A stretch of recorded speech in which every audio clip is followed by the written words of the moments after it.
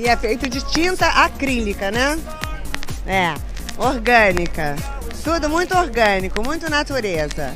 E não pode tocar, tá? Don't touch, it's art. Eu não aguento, eu não aguento, eu não aguento, eu não aguento!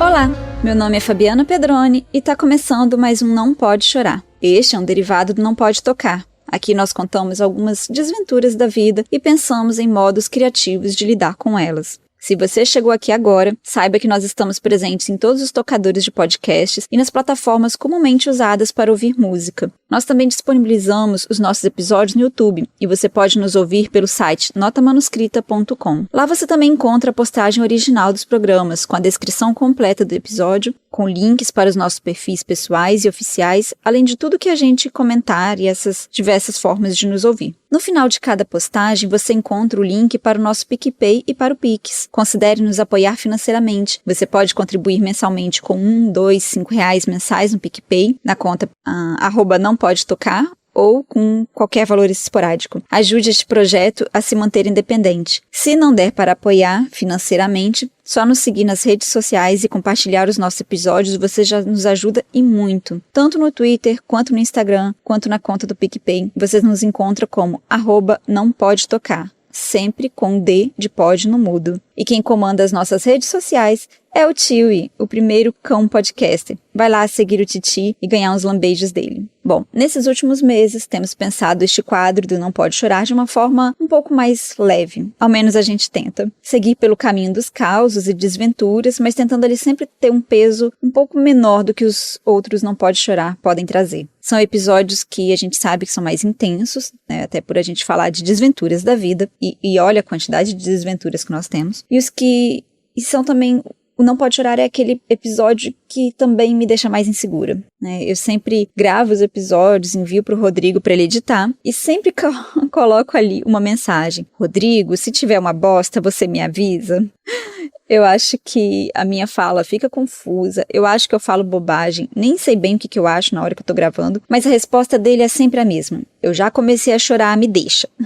Ou quase isso. Bom, daí que eu pensei, eu vou gravar um episódio leve. Essa semana eu pensei realmente de pegar ali algumas questões que podem nos deixar um pouco mais tranquilos. Essa semana eu tive uma conversa como convidada numa aula da minha orientadora do doutorado, a Rita Bredarioli, e lá eu fui falar sobre o encontro da minha produção artística com a pesquisa acadêmica, com a docência, e foi muito gostoso, assim, eu falei muito de mim, mas não era necessariamente sobre mim, né? O Não Pode Chorar, ele tem muito esse caminho, em que parece que a gente está falando da gente, mas no final das contas não é.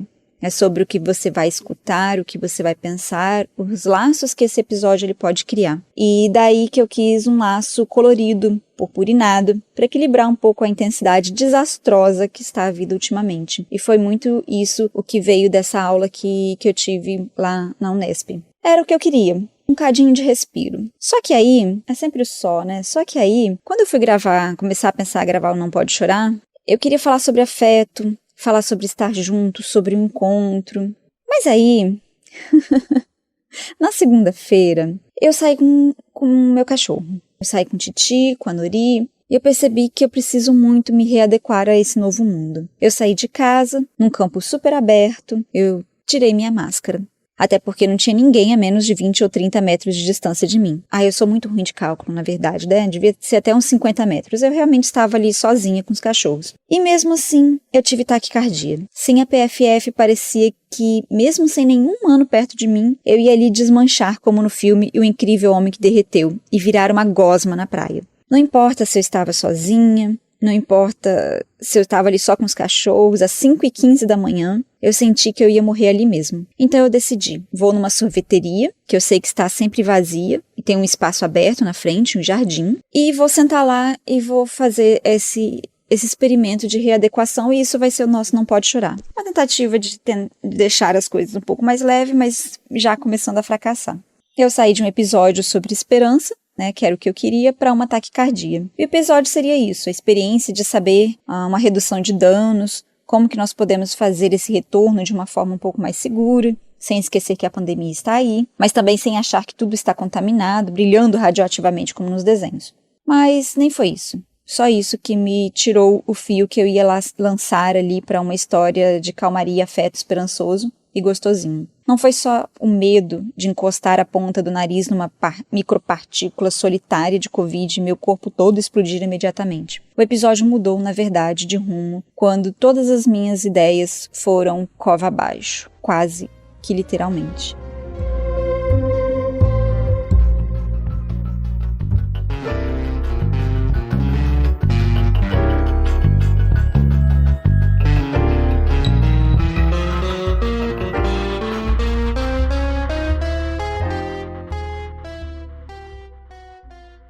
Meu avô, do mesmo jeito que é o cara dos causos, é o cara que revive e resmunga cada decepção com a vida. Vai chegando novembro e o clima aqui em casa começa a pesar. E não, dessa vez nem é porque o dia de finados fez ele lembrar do filho que morreu de câncer aos 32 anos, nem do outro filho que, um ano depois dessa morte, morreu também num acidente de carro, também aos 32 anos. E nem mesmo do seu outro filho que quase morreu queimado numa explosão num acidente de trabalho, pouco mais de um mês depois da morte do meu pai por suicídio, que era para ele um outro filho. Não foram essas mortes que ele resmungou o dia inteiro em lamento. Sobre a morte ele fala até pouco em outubro, a não ser a morte na televisão. Nossa, televisão e jornal local. Esse ano, o caos da vez foi o tal do cemitério. Ano passado, por conta do isolamento social, ele não foi ao cemitério visitar os filhos. Esse ano, munido da sua PFF e a diminuição dos riscos de contaminação na cidade de Vila Velha, onde a gente mora, o plano estava feito. Voltar a uma tradição que eu não sabia que poderia, na verdade, nem ser tradição em outros cantos. Eu comentei com o Rodrigo que eu ia no cemitério lavar o túmulo com meu avô. E ele não entendeu foi a nada. Como assim, lavar o túmulo? E eu fiquei chocada. Como assim que não existe isso de lavar túmulos? Eu não sei se isso é um ritual local, não sei, mas aqui em casa a gente dá banho nos túmulos para ficar ali fresquinho e bonitinho pro dia dos finados. Quando eu era mais nova, até, sei lá, os meus 16, 17 anos, eu costumava ir mais vezes com meu avô e com minha avó. Ajudava a levar uns panos, a carregar água pro banho. Mas depois que eu comecei a namorar, namoradeira que eu era, eu comecei também a me afastar desses rituais. E a pandemia e tantas outras coisas, elas que têm me feito, na verdade, voltar uma atenção pro outro e buscar novos sentidos de comunidade me fez pensar, eu quero ir junto. Talvez também estudar e falar sobre o capitalismo para as aulas na Unesp também tenha me deixado como uma professora mais sensível. Bom, o meu avô falou tantas vezes mal do cara do cemitério que eu resolvi ir junto dessa vez. Há uns 2 ou 3 anos, meu avô não estava muito bem, porque ele teve um derrame, e ele estava indo mais devagar com as suas tarefas. Então, ele pagou um cara, deu R$80 para esse cara ir lá pintar os nomes dos filhos dele que tinham sido apagados do túmulo. Era R$80 e a tinta, né? Meu avô já tinha comprado a tinta também para fazer essa pintura. Ainda dá para ver, na verdade, o sulco na lápide, né? As entrâncias ali na pedra que cobre o túmulo. Com a poeira dava para ler os nomes, mas claro, ele quer um túmulo limpinho e pintado. Aí que o cara pegou o dinheiro e provavelmente vendeu a tinta. Não foi a nada. Nossa, meu avô ficou revoltado. Tá, eu minto. Parece que o cara pegou uma cal, sabe, cal que a gente antigamente pintava as casas de branco, e jogou sobre o pó de minério preto que estava ali no túmulo e ficou uma camada cinza gosmenta por cima. Meus tios, se tiverem o senso de humor que eu espero que eles tenham, eles devem ter sacudido os esqueletos e rido muito. Mas pro meu avô foi uma desonra enorme. Então, que este ano seus filhos seriam recompensados por tamanha vergonha. Meu avô encheu um galão de 20 litros de água, minha mãe pegou um balde, colocou panos e escova e eu fui com a vassoura. Eu queria era carregar a água, eu achei que, sei lá, meu avô ia ser enterrado ali mesmo. Mas não, ele é um Marte, precisa carregar 20 quilos e quase explodir a hérnia para fazer essa limpeza. E eu estava tão preocupada com ele que eu esqueci a vassoura no carro. Então, eles entraram no cemitério e eu voltei pro carro para pegar a vassoura. E aí, quando eu voltei sozinha para entrar no cemitério. Enquanto eu esperava, para atravessar a rua, fiquei olhando ali o cemitério de longe, olhando o portão azul. Eu imaginei como seria entrar no cemitério sozinha, um cemitério que já tinha muitos anos, mais de década que eu não entrava, e que estava ali me esperando. Idealizei toda uma situação, até pensando que nós estamos em outubro, terror, Halloween. Então, você pensa, lá vem a parte densa da história. Oxe. Eu até lembrei de quando eu fui para o cemitério da Consolação em São Paulo, enquanto eu estava esperando para atravessar essa rua. Eu estava, na época, passando em frente. Eu estava procurando uma clínica, na verdade, porque precisava fazer uns exames. E eu fui meio que sugada para dentro desse cemitério. Talvez pelas esculturas, talvez por uma vontade de estar sozinha em pensamentos, não sei. Eu sei que eu acabei entrando no cemitério. E aí, enquanto eu estava ali no cemitério de Santa Inês, esperando para entrar, né, aqui no cemitério dos meus familiares, eu fiquei pensando sobre tudo isso e idealizando algumas cenas. Mas o fato é que eu entrei no cemitério e eu já fui abordada por um cara que estava empoleirado numa das tumbas e ele me perguntou se na saída eu não daria a vassoura que eu estava carregando para ele. Falei, claro, se você conseguir tirar do meu avô, porque meu avô é teimoso pra caramba. Eu deixo com ele, se você conseguir, é da sua. E era o mesmo cara, na verdade, que queria carregar a água pro meu avô. Eu não sei se essas pessoas elas têm um nome de profissão, como que as pessoas chamam, porque eles não são coveiros, nem funcionários realmente do cemitério, mas são os caras do cemitério, é como lá em casa a gente chama, que estão ali para prestar alguns serviços. Eles pintam a lápide de cal, pintam o nome dos mortos, tiram o mato da cova, carregam coisas, o que você precisar, mesmo que o serviço nem sempre seja prestado de verdade. Mas bom, eles estão ali. Antes o meu avô ele ficava muito triste porque, no final das contas, é um reflexo da nossa sociedade desigual. Ela cria subempregos. Então essas pessoas ficam ali esperando ali um momento em que elas podem receber um trocado ou um dinheiro mais gordinho, como os R$ 80 do meu avô, para fazer alguma coisa. E agora o meu avô, antes ele tinha essa tristeza, agora ele tem raiva, né? Uma raiva ali guardada, porque ele entendeu também um preconceito contra o idoso e que tá cheio de gente tentando passar a perna nele. E isso acontece o tempo todo. Bom, sociedade, nunca é tão simples assim. Passada essa entrada, eu fui me direcionando ao túmulo onde estava o meu avô e minha mãe, de braços levantados, me chamando. Sabe aquela cena em que você tá no shopping, quando a gente ia em shoppings, né, comer? Eu estava ali no shopping e alguém começava a levantar os braços e sacudir, tipo, estamos sentados aqui? Era mais ou menos isso. Eles balançando os braços, estamos aqui no túmulo. E foi um caminho bem difícil. Os corpos, eles foram enterrados de forma meio desordenada. Então não existia uma linha reta para chegar até o túmulo. Você vai desviando dos túmulos, chega a beco sem saída, em que as quinas elas se encontram, e tem que retornar um pouco para poder avançar. É um jogo meio bizarro. Um cemitério que, tradicionalmente, ele é conhecido por ser um lugar de famílias mais pobres. As desigualdades elas se acentuam. Então você vai ter túmulos que têm quase 2 degraus, mais altos e ornados com grandes pedras pretas ou cinza, e há túmulos mais baixos, apenas com um pezinho ali de apoio e a lápide de cima. E tem outros que estão só no chão, sem pedra, como se ali nada tivesse. Mas num cemitério como este, antigo e superlotado, cada canto é cova. Não existe um espaço vazio. As covas tampadas apenas com terra, elas são cobertas também por uma grama, meio seca, que, segundo meu avô, foi ele que começou a espalhar. E há outros túmulos, depredados, abertos, quebrados, outros que parecem uma floresta. Um mato nasceu, virou arbusto e assim ficou. O túmulo dos meus tios é bem simples, de uma pedra que parece mais cimento, de tão áspera. Tem uma cruz escavada, que é coberta por uma outra cruz em pedra. Meu avô mandou fazer essa cruz porque o pó de minério deixa tudo preto e coisas escavadas elas são soterradas. Nada está suspenso, a cruz lá ela está só colocada sobre a lápide, realmente é uma cruz pequena, talvez uns 20 centímetros, 30. Tudo que é suspenso, qualquer ornamento um pouco mais requintado, é roubado. Então as diferenças, essas desigualdades, elas aparecem pelo material empregado na lápide. E no final das contas o lance é ser limpinho. Uma lápide limpa é o ornamento mais honroso que você pode ter naquele lugar. Até tem um pedaço de pedra amarrado nesse túmulo dos meus tios com um arame que tomam, sei lá, parece que meu avô pegou uns pedaços de pedra, de granito quebrado, amarrou com arame e formou ali um vaso de planta. Tem até uma plantinha vermelha, que é super resistente, mas ela já tá tão abandonadinha, feinha, que parece mais um mato.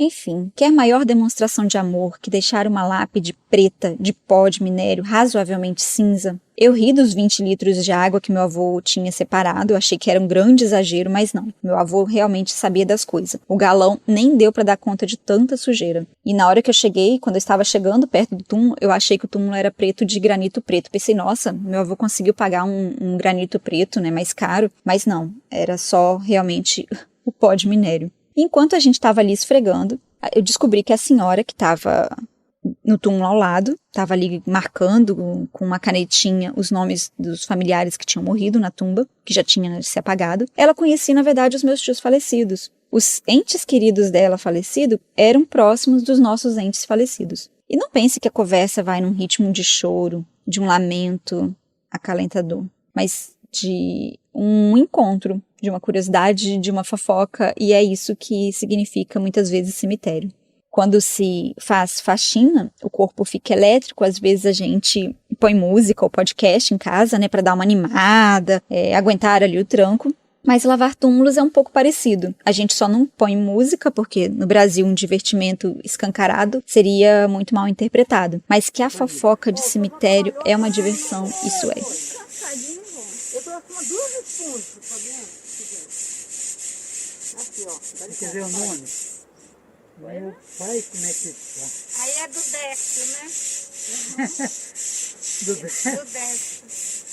Décio e Zé Maria, os dois irmãos. Tá os dois aí, né? Não é do Um houve acidente e o outro morreu. Não os outros, não. Morreu lá em casa. Eu lembro muito do Décio. O Décio é muito lá em casa. Ah, conhece? Ela morava na Glória? Ai! Eu moro. Não, não moro lá, não. Eu morava ali na rua Aracati. Eu frequentei muito a igreja de São Pedro. Agora eu estou aqui em Tapari. Seus filhos, que era colega dele? É, o Aderilson. Como que é Não, o meus nome? filhos não. Ah. Meu ex-marido e Haroldo, aquele tá. pessoal da autoescola. Da autoescola, né? Da autoescola, é mesmo. Sim, eu lembro dele. Vou pegar mais água, porque ela chegou no Vai, lugar, mas vai, deixa lá. nós pegamos esse simplesinho aqui, mas ó, tá precisando de lavar. Eu não vou lavar não. Eu operei meu braço, não posso pegar peso. Mandar um Invita, menino. invita. Nós estamos fazendo para... Nossa, mas eu já procurei essa cacatuba antes de ontem. É mesmo? Do Décio. É, o Décio ficou... Achar, mas eu não achei. Ficou... Eu sabia que era Que aqui não perto. tinha aqui. Eu acho que não tinha essa daqui. Essa daqui foi feita depois. E... Eles amontou tudo. ali foram apertando. Mas não, tudo bem. Tá bom, tá bom. É. Porque aqui tem uma pessoa enterrada recente, a esposa do meu irmão, do Cláudio Nunes. Aí ela morreu até de Covid. Nossa! A senhora, ela não ia lavar o túmulo porque ela fez uma cirurgia no braço, mas ela trouxe ali a caneta para marcar esses nomes, até porque os visitantes, no dia 2, precisavam conseguir ler e saber quem estava ali morto. A lista dela era bem mais longa que a nossa, mais do que 5 nomes lapidados e pintados. No ano passado, ela também não foi pro cemitério por causa de Covid, mas no ano retrasado, ela passou uma enorme vergonha. Ela estava contando isso pra gente. Ela nunca tinha visto tantas flores ali no cemitério. Muitos tinham vindo visitar os pais dela que tinham morrido. Daí que esse ano, ela veio preparada para não passar vergonha de novo. Ela precisava deixar o túmulo minimamente apresentável. Não ia conseguir lavar o túmulo, mas ela estava ali pintando os nomes. E foi isso. Ela ia ali falando, minha mãe ouvindo, e eu e meu avô lavando. Toda essa narrativa, na verdade, é para criar um outro clima de cemitério, que não passa pelo medo, nem pela dor imediata, essa que a gente vive no dia do enterro, ou aos poucos também, né? Em cada susto que a vida nos dá. Quem já perdeu alguém que ama sabe o perigo que são os gatilhos. Mas essa narrativa é para a gente pensar as perdas. Vivemos as perdas por morte, por desencontros, por términos, por desilusões. Enfim, por mais que aqui eu esteja falando de um caos do meu avô, é na verdade um caos sobre como viver a perda nas exigências do dia a dia. Então este episódio é mais sobre o tempo que sobre a morte. Depois do túmulo lavado, minha mãe puxou uma reza bem da apressada. Um Pai Nosso e uma Ave Maria meio sem ritmo. Ela estava lá falando uma frase e eu estava bem atrás ainda falando outra. No final, ela somou mais uma Ave Maria para Rita, que mora na Glória, que é o bairro do meu avô. A Rita é uma figura conhecida por ser a cabeleireira do nosso bairro. Agora, a Rita, infelizmente, ela é conhecida pelas perdas. Rita perdeu o irmão para o Covid no ano passado e essa semana perdeu o outro irmão, por teimosia, porque ele não quis ir ao médico, não quis tomar remédio e aí a doença se agravou. Enquanto ela estava no enterro desse irmão teimoso, acho que foi antes de ontem, ou ontem, não sei, o marido, que estava mal no hospital, morreu de Covid. Ele não se vacinou porque não acreditava na vacina. Morreu dentro da barbearia. Sentado, atenderam ele. Ele não deu parada cardíaca. Ele... E o outro? Foi de quê? Covid vacinar. Trabalhava com transporte de pessoas enfermas no hospital. E não quis Vacinar porque não acredita na vacina, né? Essa daqui que está aqui também não quis ir para o hospital nada. Disse que não era. Aí eu liguei pro filho dela, para tranquilo. Ele disse, Marcos, pega sua mãe e leva pro hospital. Ó, chegou no hospital, foi logo entubada. E dali não saiu, tá aqui, ó. Putz. E deixou meu irmão. Putz. Agora tá meu irmão aí, tá vendo? E a vida continua. E eu ajudando, você entendeu? Eu saio de Taparica para ir lá ajudar ele, ficar com ele. Brincadeira com a vida. Não é fácil não, né, Não. Bom, essa era a história da Rita. Não sabemos muito bem como que a Rita vai ficar, e no meio dessa esfrega no túmulo, minha mãe só queria ir embora. Já chega, seu Marcelino, e ele não escutava. Não escutava porque o que ele esfregava não era a pedra. Foi dos desencontros deste momento da faxina que me levou a gravar o episódio. Meu avô precisava do seu tempo para o banho do túmulo, minha mãe estava com pressa não sei de quê, e eu só precisava, e só ali pressionando, né, para ir embora. A senhora do outro túmulo precisava de ajuda para enxergar as letras apagadas, e eu precisava gravar um áudio e fazer memórias, porque eu estou com taquicardias constantes vivendo num apocalipse eterno. Foi o tempo de um atropelando o tempo ali de outro. O médico do senhor vai brigar comigo horrores se o senhor voltar lá por causa disso. Tem um punhado de sangue, né? Toma aqui um pouquinho já. Não. Já não recepciona, não. Hein? Provavelmente vai chover hoje. É igual quando a gente lava a janela. Lava a janela, olha. Lava o túmulo, vai chover. Lá em casa, toda vez que lava a janela, chove. Então eu falo assim, lá Então você lava a janela para chover. exato.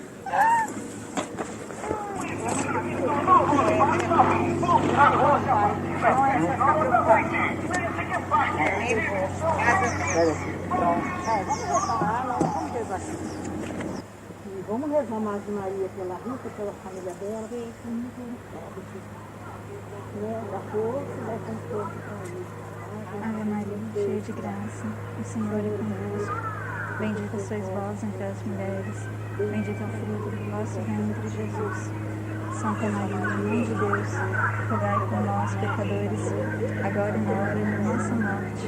Amém.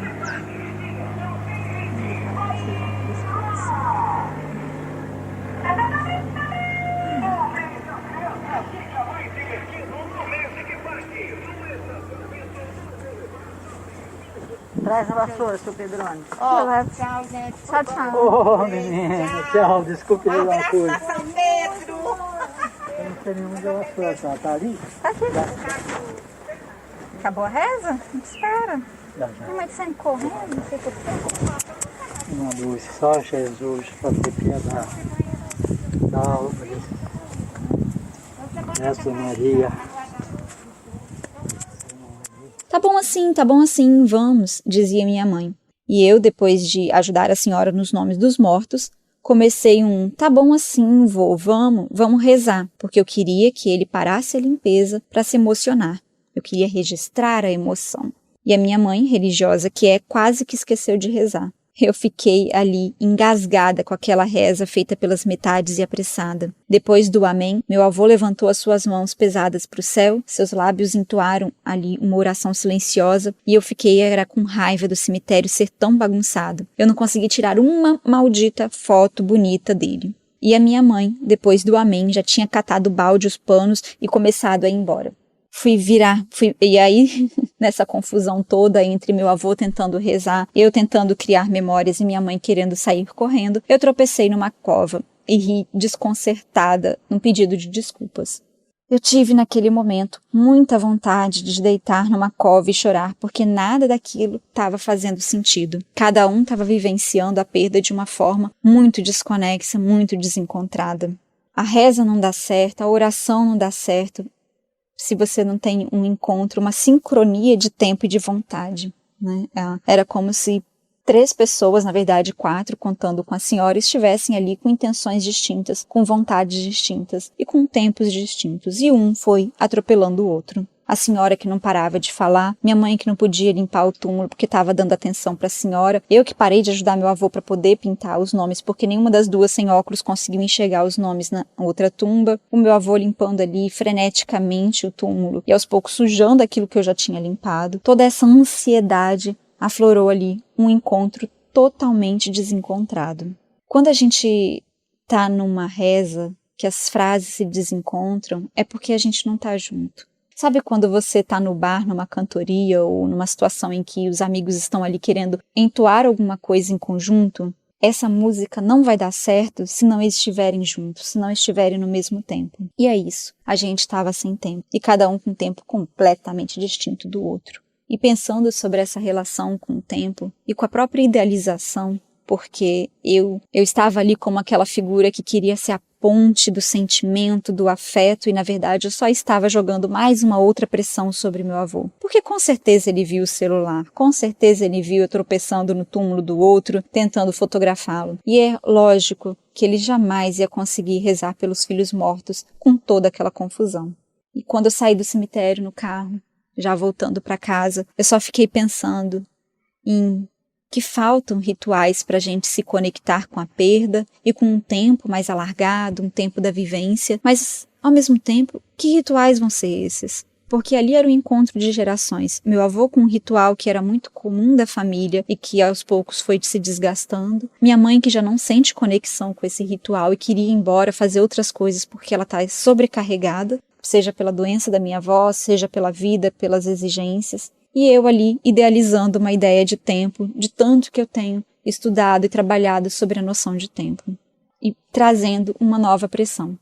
E aí, o que fazer quando você quer viver o tempo, vivenciar o tempo e você não consegue? Porque uma coisa é a gente encontrar o seu próprio tempo quando você está sozinho. Acho que a gente já conversou aqui no Não Pode Chorar em outros momentos sobre isso. É cuidar das plantas, é levantar cedo, tomar um café gostoso, é você ter um tempo para ouvir música enquanto toma banho. Não sei quais são os rituais de vocês. Mas a gente tem esses pequenos rituais do dia a dia, rituais individuais, que nos levam a sentir um pouco mais essa vivência do tempo presente. Mas o fato é que quando a gente está junto, quando a gente está em comunidade, quando a gente está em um grupo, esses rituais que eles são cada vez mais individualistas, eles entram em choque com o ritual do outro.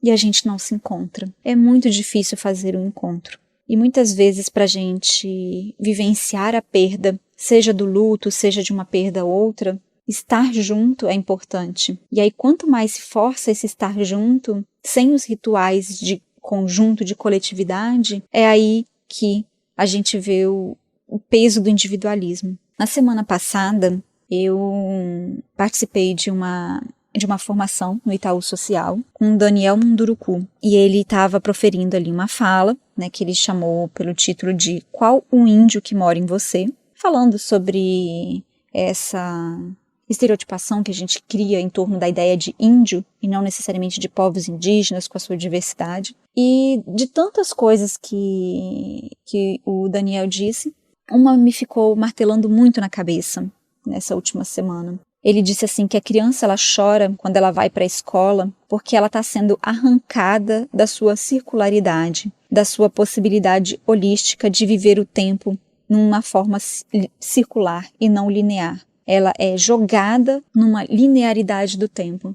E aí por isso que ela chora, porque é esse choque, é esse embate com uma outra realidade que não é a realidade de vida e de vivência. E aí para falar dessa construção de um tempo linear, que vem de um processo de colonização, ele usou uma metáfora da colheitadeira, né? Aquela que vem num trator, que vai colhendo ali os campos de produção e ela vai jogando tudo o que é importante para ela dentro da caçamba. Ela vai acumulando na caçamba essas suas riquezas e deixando de lado aquilo que é resto, aquilo que fica para o povo, para os esquecidos. A colheitadeira, ela só anda para frente, ela não faz curvas, ela não volta, ela pega um caminho reto, linear e vai em frente. E ele fez essa metáfora para falar sobre um outro tempo, que é um tempo circular, um tempo indígena, que é da natureza, que é não andar para frente e nem andar para trás, mas é uma espécie de necessidade de se retroalimentar para seguir adiante.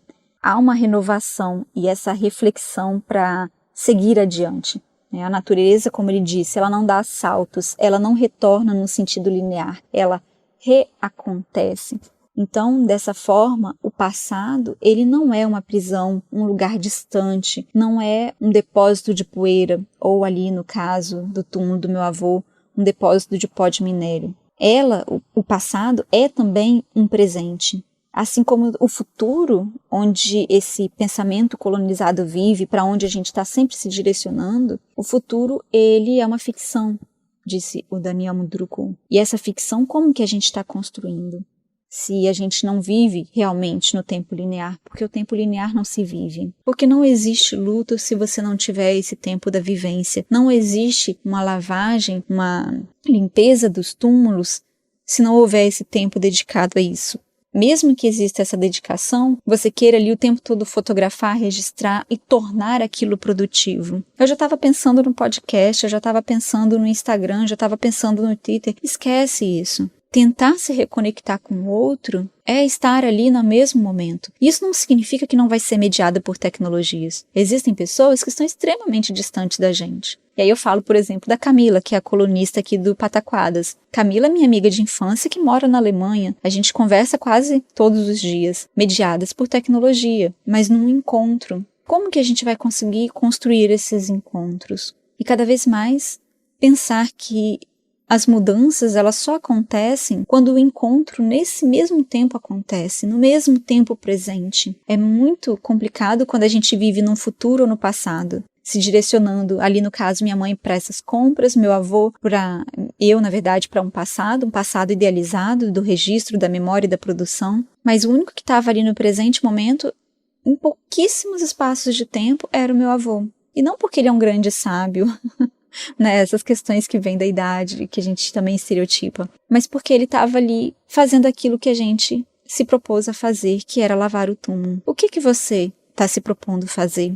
Se você está se propondo descansar, descansa. Se você está se propondo assistir uma série da Netflix, ali, largado no sofá, faça isso.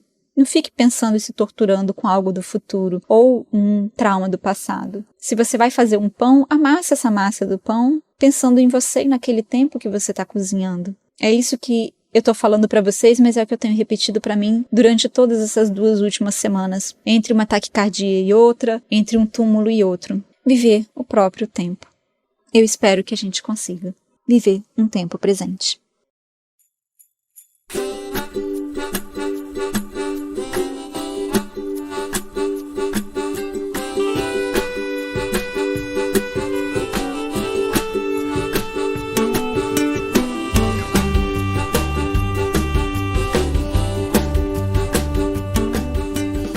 Aí, encerrando mais um Não Pode Chorar. Dessa vez eu tenho quase certeza de que ninguém chorou. A intensidade que eu não queria trazer para o Não Pode Chorar pode ser que tenha vindo de certas angústias, incômodos, mas dessa vez eu realmente acredito que a gente conseguiu sair ileso, sem choros, pelo menos durante o episódio. E já que estamos falando de encontro no presente, eu queria mandar um abraço muito especial para Caroline Orlandi, que é nossa ouvinte aqui do podcast, psicóloga e que faz parte desses encontros do dia a dia que nos deixam muito, muito felizes. Um grande abraço, Caroline. Eu espero de coração que vocês fiquem bem e consigam encontrar um tempo que parece não mais existir, mas que é esse tempo presente. E se vocês quiserem falar comigo, criar esses encontros ou encontrar o pessoal do Não Pode Tocar, eu tô lá no Twitter como @sunomoma e as redes oficiais do podcast, tanto no Twitter quanto no Instagram, são @nãopodetocar, com D de pod no mudo. Dá para falar com a gente também por e-mail, se você precisar de um tempinho longe das redes sociais ou quiser uma conversa um pouco mais alargada, arrastada. O nosso e-mail é nampodetocar@gmail.com. Os demais perfis dos participantes do podcast do Não Pode Tocar, eles ficam linkados na postagem do episódio, assim como outras referências que eu posso ter citado hoje. No caso, talvez eu deixe linkado um ou outro episódio que seria interessante ouvir para pensar essa relação do tempo. Acesse também notamanuscrita.com e confere lá essas informações, além de contos, crônicas, críticas, resenhas, artigos que nós publicamos. Enfim, vai lá dar uma respirada e viver um pouquinho esse tempo presente. No final da postagem você vai encontrar também o link para o nosso PicPay, que ajuda a manter este projeto independente e vivo. Nosso perfil no PicPay também é @nãopodetocar, com D do pod mudo. Por hoje é só. Se nada der muito errado, semana que vem a gente tá de volta. Valeu! Tchau, tchau, gente!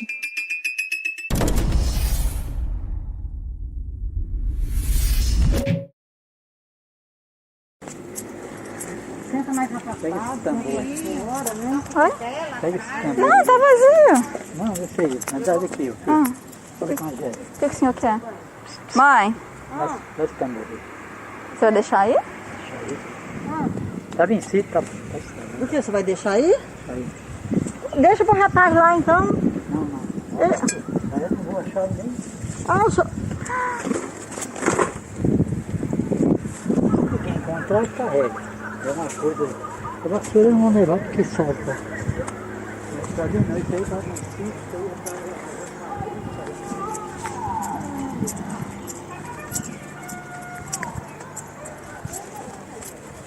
Meu avô é o cara dos causos, mesmo quando ele não conta os causos, ele faz os causos. Espia só. Chegamos no cemitério com uma grande lista.